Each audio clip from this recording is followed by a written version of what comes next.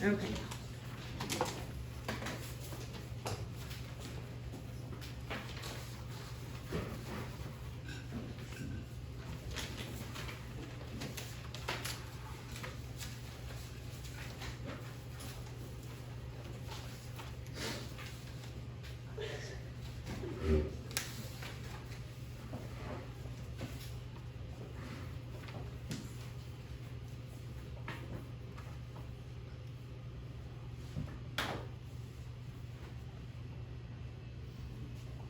Oh no, what happened?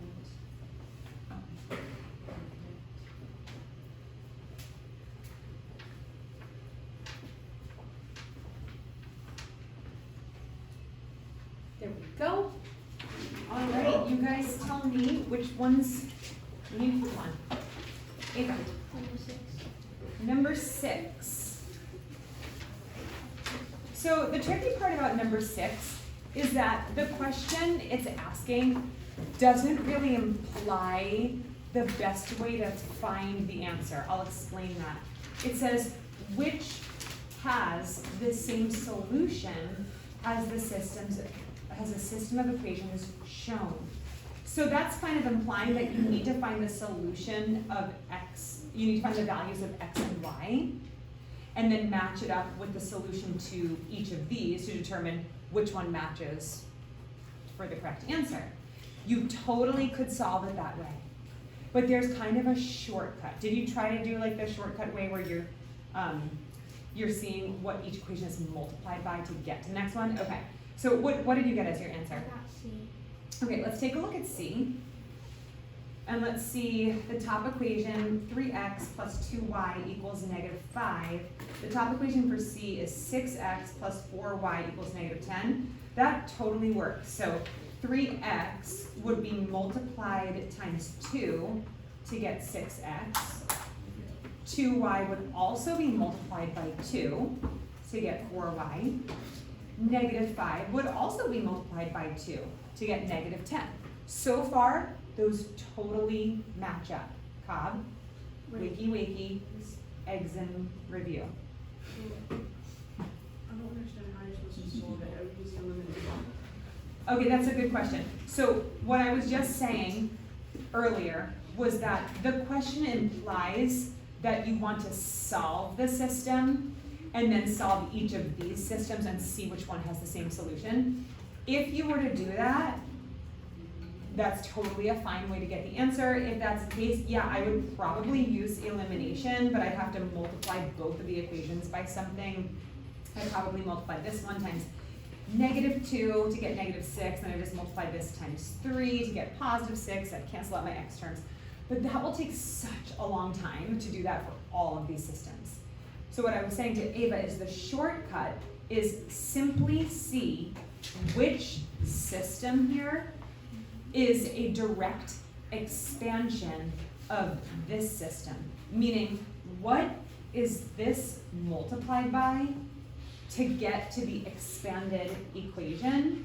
And we notice that Ava chose choice C, and that first equation could be multiplied times 2. 2 times 3x is 6x, 2 times 2y is 4y, 2 times -5 is -10. Those match up totally fine. Let's take a look at the bottom one. To get from 2x to -6x, that is being multiplied times -3. Yeah. So it's being multiplied times -3. Let's check this one. 3y times -3 would be -9. So this and also this also wouldn't work. 5 would have to be if 5 is multiplied by -3, you would get -15. So because of these two, that's why C is not correct. But B, is B the correct answer? Yeah. But if we check B, 3x to get to 9x would be multiplying times 3. So to get 9x, you get 6y. and then you get negative 15, so that checks. And then the second equation is multiplied times 2. So you get 4x, 6y, positive 10. So it's not about what they're being multiplied by, it's about is each term being multiplied by the same exact number with the same exact sign. Does that make sense to you? Yeah. Raise your hand if you're still confused about how to solve this one, because this is going to be on the test. Is that a hand? Or, okay. Okay. Oh, I get it.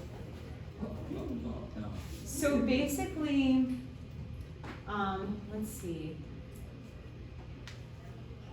Let me just take something like super simple, like a fraction. Mine's simple and fraction are the same. I know, right? Okay, I promise it's gonna be simple.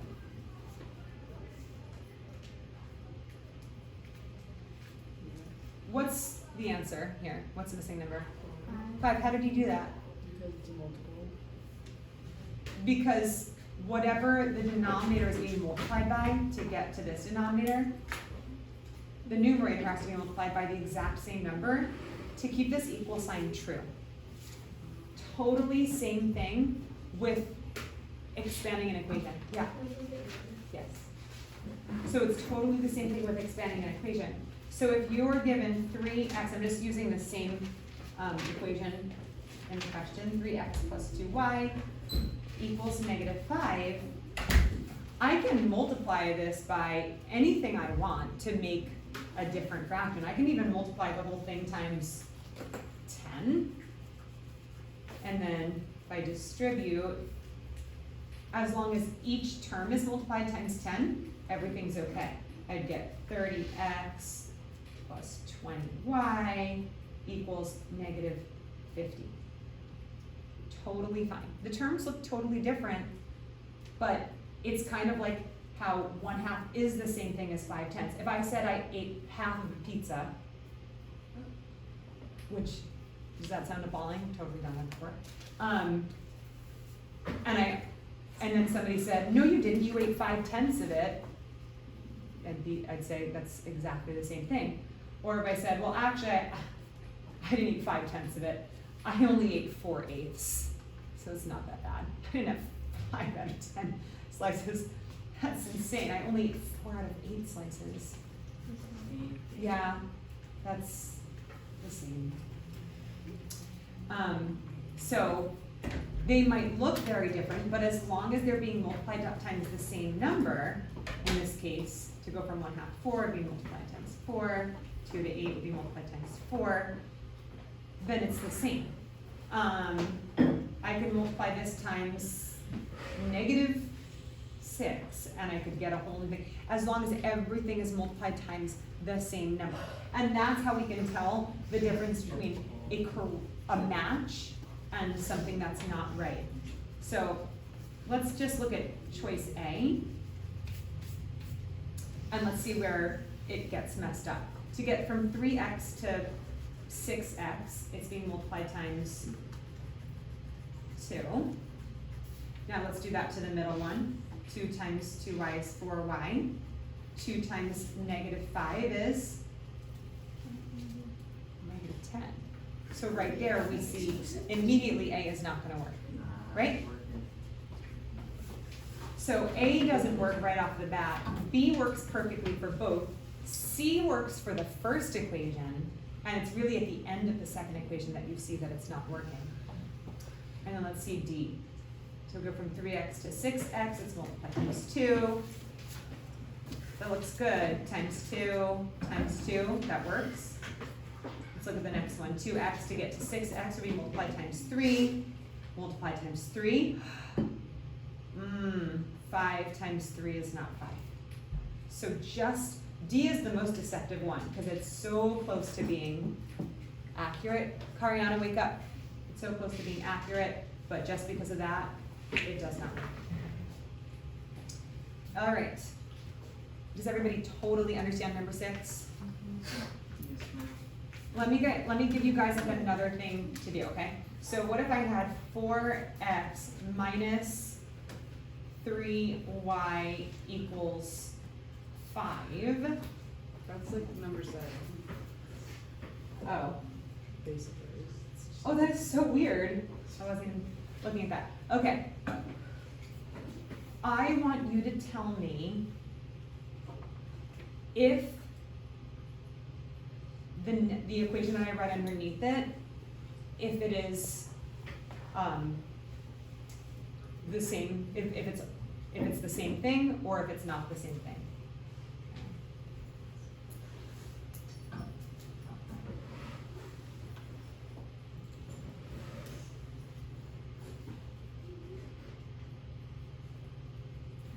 Yeah. It's not the same thing, Tell me why it's not. because it 4 to 12 is times 3, but negative 3 to 9, but we have to multiply. Exactly. Oh. Negative 3. Because I kind of tricked you guys, because just the numbers themselves, like the absolute values, it looks like it works. 3 times 4 is 12x. 3 times negative 3y would be negative 9y. So because of this, that's not right. So you guys see how you can kind of catch where it's wrong? Okay? Next question. 8. 8? Okay.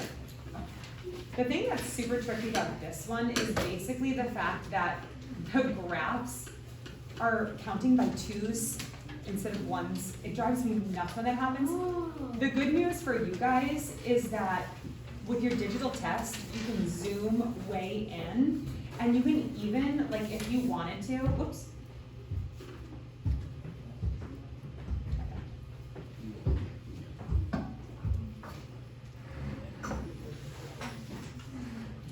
When you zoom in on that digital, what I would do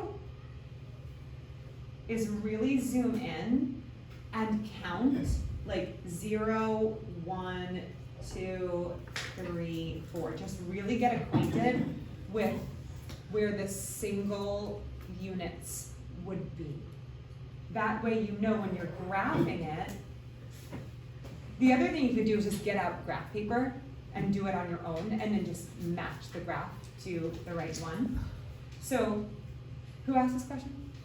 Okay, so tell me, using this inequality, there's actually 2 ways that you could start doing this.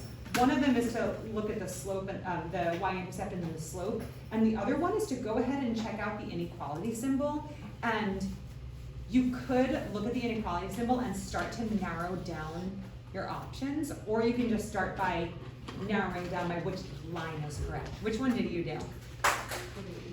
Like, how did you start this one?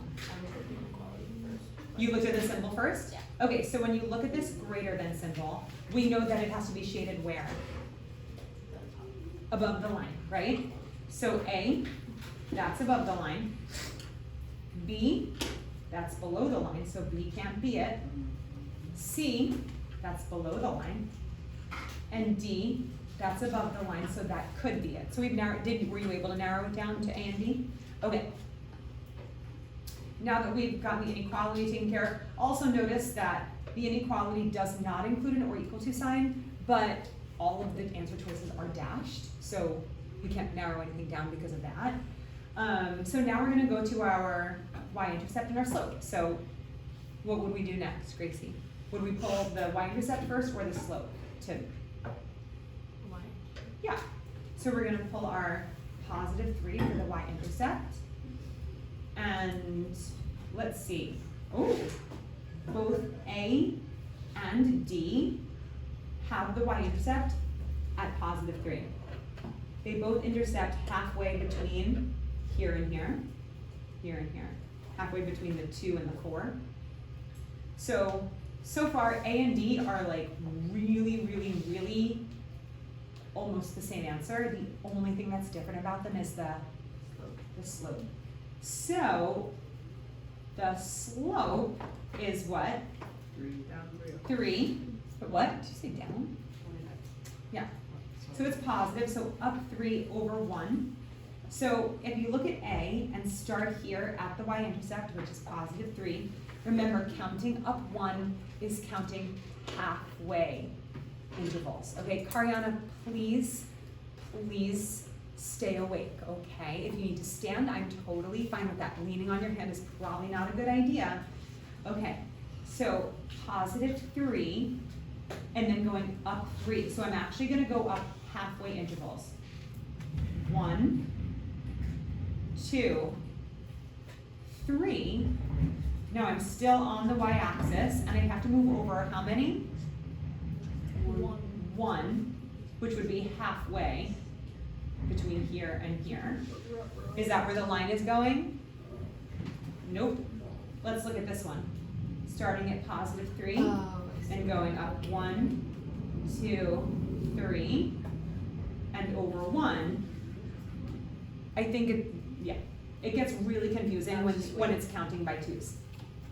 Technically, I think we talked about this last week. Technically, when you are counting your slope, it actually doesn't matter if the graph is counting by 2s, because if you go up 3 and over 1 and you do the whole interval, you're really going up 6 and over 2, which is the same thing. The only problem here is the graph doesn't show you that, so it doesn't really make sense to go up 3 whole intervals. Or you can just see if it's the same thing from negative. Like, oh, like going down? Yeah. Yeah. We could go down 3 whole, but you know what's awkward about going down whole intervals is you're already like in the middle of an interval because you're at 3. but like, It's just an annoying question. not really, because like, for D, like, So 1, because the slope 2, isn't blank, it goes 3, and positive. then over to the left 1. Yep, that works. But if you go down 3 whole things, you're going to be cutting through the middle 1, 2, 3, and then over 1 whole would also work. Yeah. Yeah, it's just awkward to go from like halfway to halfway. Yeah. For me, it is. It's awkward any way you slice it. I really don't like graphs that count by 2s, but the book does, so we have to do what the book says sometimes. Yeah. Although I will tell you, guys, I do go easy on you. I took, out of the 13 questions, number 2, 4, 10, and 12. 4 out of the 13 questions, when I was going through this test, I was like, no, I don't like them, they're too hard. So I actually take out the 4 hardest, most confusing questions, and I replace them with the same concept, but more straightforward, so it doesn't drive you insane. It's on Wednesday. You're welcome. Some of them are still pretty challenging, but I just took out the ones that, will make you want to lose your mind. Okay, so that was number 8. Next one. 3, 7.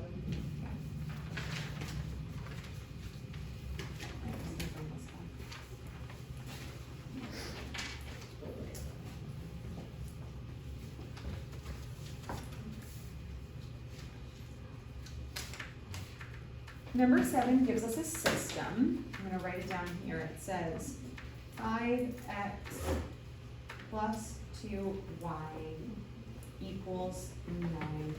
I'm going to actually mark which questions I do in this class. So I did 6, 7,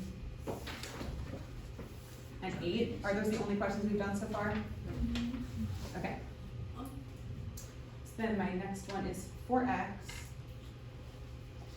minus 3y equals 44. That way when I upload the video, I'll put in the title which questions from the practice test are on it. So when you go home and study and you're like, I want to see how she did number 10. And maybe I didn't get to number 10 in this class, but maybe in a different video it'll be on there. After this, can I do 11? Sure, just remind me when I'm done with this one, okay? So this one's number 7, and it says, what is the solution to the system? There are 3 methods for solving. Which one of those methods do you think is this one set up for the best?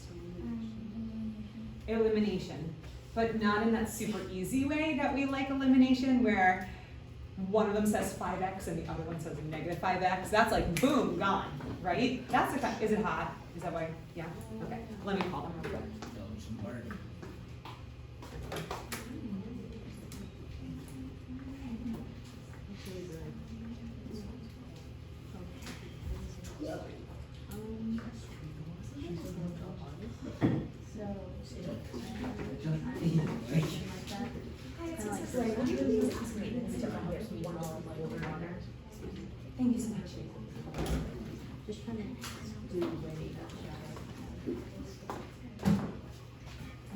All right, so it is set up for elimination, but not that easy bada bing, bada boom elimination. And it's not even that easy, oh, I only have to multiply one of the equations to match it. You actually have to multiply both of the equations. Who asked for this one? You? Okay, so both of them. So we're actually looking for what we learned in elementary school is the least common multiple of the terms. You can look at 5x and 4x and find the least, or at 5 and 4, find the least common multiple. Or you can look at 2 and 3 and find the least common multiple. Doesn't really matter. Did you attempt this one? Okay. Who attempted this and got it wrong? You? Okay. I changed it, so I went back and figured out. Oh, really? Good job. Is there anybody who attempted this and got it wrong and still doesn't know why? Because I want to work with what you did. Oh, you don't know why? I still don't Okay. understand it, I just put like you did, Dad. Okay, let me ask you guys a question. Is there anybody who multiplied this top equation by a number, but ended up getting the wrong answer in the end? Okay, never mind. Bella, when you first tried to do it, what did you multiply this equation by? I'm pretty sure it, like, I don't even know. You don't know? Okay. Aaliyah, try to walk me through it. What do you think we should multiply? What? 6. Tell me which term you'd like to cancel out. It really doesn't matter. Would you like to cancel out the x term or the y term? The y term. Okay, let's cancel out the y term. So we're going to focus on these. That means, yes, we need the least common multiple, the absolute value of the least common multiple, which would be 6. So we want both of these to become 6, but we want one of them to be a positive 6 and one of them to be a, So when I multiply the other thing by 2. just nodding, negative 6. So to get this one to be 6, we can multiply this equation times 3. To get this one to be negative 6, we can multiply this one times, what would we multiply this equation by to get this to be negative 6? 2. So both equations are going to change. I'm telling you guys, this is a question that I left in because it wasn't as hard as the other ones. Those 4 that I took out were so much harder than this question. So, the first equation, what will that be? 3 times 5x is 15x. Just say it out loud, my voice is feeling really sore. 6y. And the other one would be 8x. Oh, that one, sorry, 27. Okay. And the other one would be 8x plus 6. Wait, 88. Okay. Raise your hand if you spot the easy elimination now. Bella, where's it going to be easy to eliminate now? 6 and 6. Yeah, it's positive 6 and negative 6. These eliminate because they add up to what? 0. And 0 times y is 0. So we eliminated the y term. Now we're still going to solve for y in the end, but for now we're going to eliminate the y so we can solve for x. So now we just add. Somebody shouted the answers. I'm just so, my voice is like shot. It's 23x equals 115. Thank you. So what do we do? Divide by 23. Divide by 23. And x equals 5. Perfect. So now we have. My voice hurts too badly to sing, so can somebody sing it? Oh, we're halfway there. Okay, I'll stop. No, it was really good. I appreciate that. I love the vibrato too. So we're halfway there because we only have our x value. What do we need to find? The y value. How can we find it? Plug it in to which equation? Either one. You could even plug it into one of these bigger equations, although I wouldn't because they're bigger numbers. So, I don't know, let's plug it into the one that does not involve any negatives.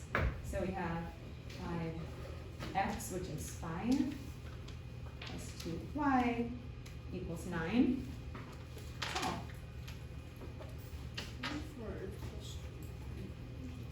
somebody walk me through this, Jay Nice. How do I solve for y here? 25. Yep. On both sides.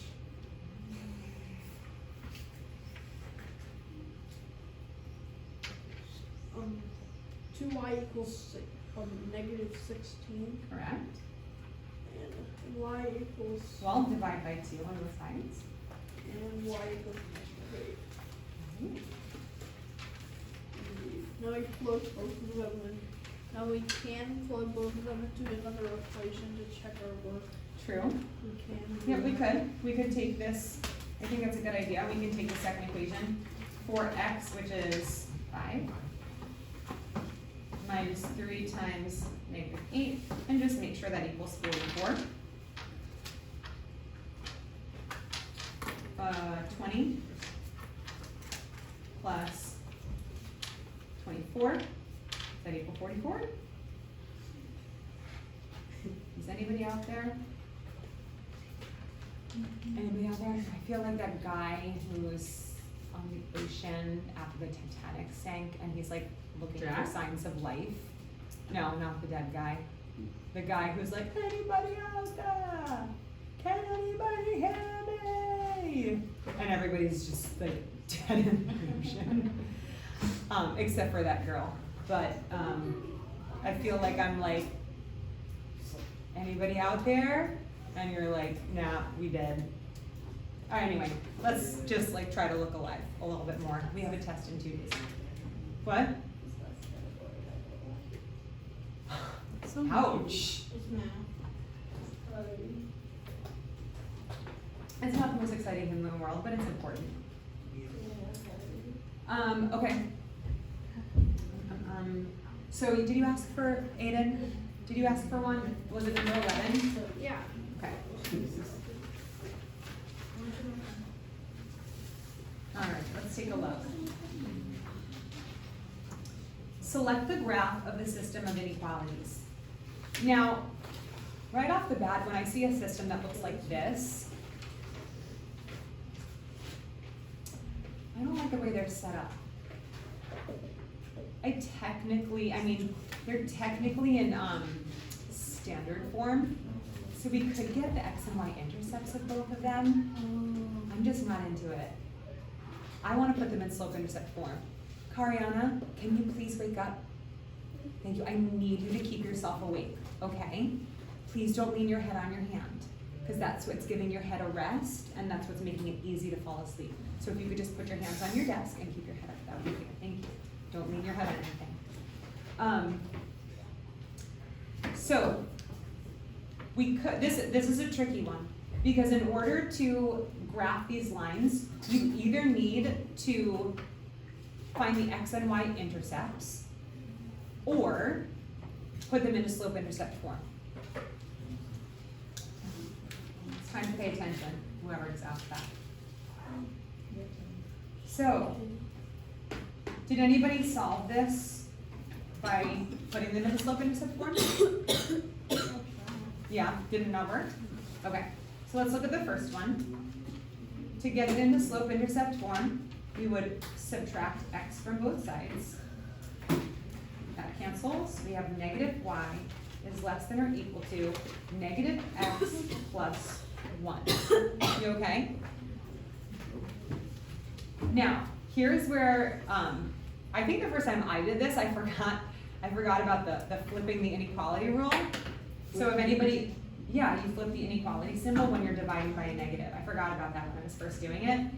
So when we get y by itself, if y is negative, we have to divide by a negative to cancel that out. Divide by a negative on both sides, all terms on both sides.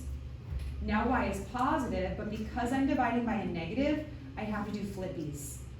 So instead of less than or equal to, it's going to be greater than or equal to. Now x is positive, and 1 is negative.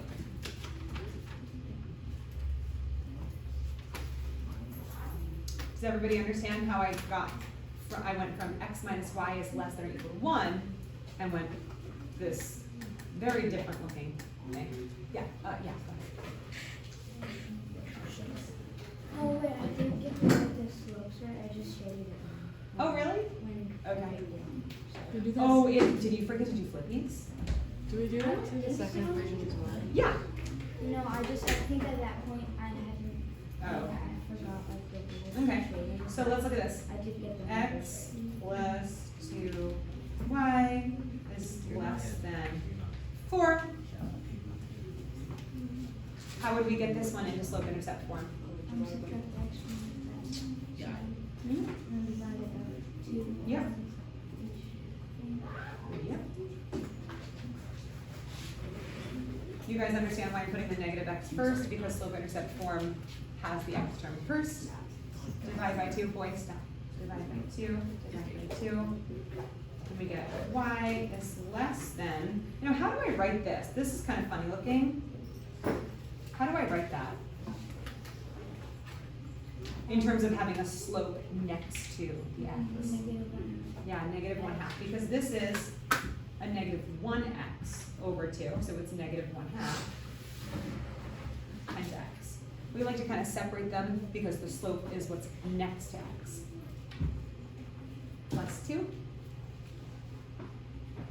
And then, what do we, okay, so now we're done. We have it in slope-intercept form. So now we have to graph both of these lines to match up to these. So my first one is y is less than or equal to x minus 1.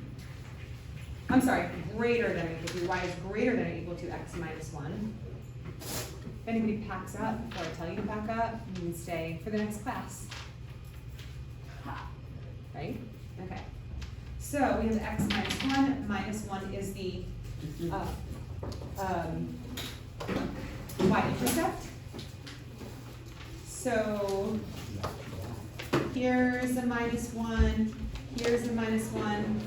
This graph, C, does not have a line going through the -1. This graph does not have a line going through the -1, so C and D cannot be it. Let's look at A, let's look at the slope, it's +1, so up 1 over 1, good, up 1 over 1, those are good. We can see that these both have the same intersection, so the lines are going to be, the lines are going to be correct on both of them, and I'll just prove it by pulling this other one that we got, and we got slope-intercept form there. This one changed into y is less than -1 over 2x plus 2. That means we have to graph +2 on y, which is right here, and then down 1 over 2, down 1, 2, down 1 over 2. So we can see that the lines are totally correct. The dashed and solid lines are the same for A and B, so that's not going to help us. But let's look at the shading. Y has to be greater than or equal to this. So this line, which is this line right here, it says that the shading has to be greater than, but it's not shaded above, it's shaded below. So A is not correct. This one is shaded above. Let's check the other equation. It says y is less than this line, shaded below. So that's correct. Next question. I have a few minutes left. Anybody have one more question?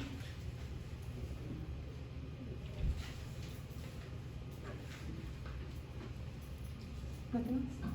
Gracie, do you have anything? All right, you guys can pack up. What's that?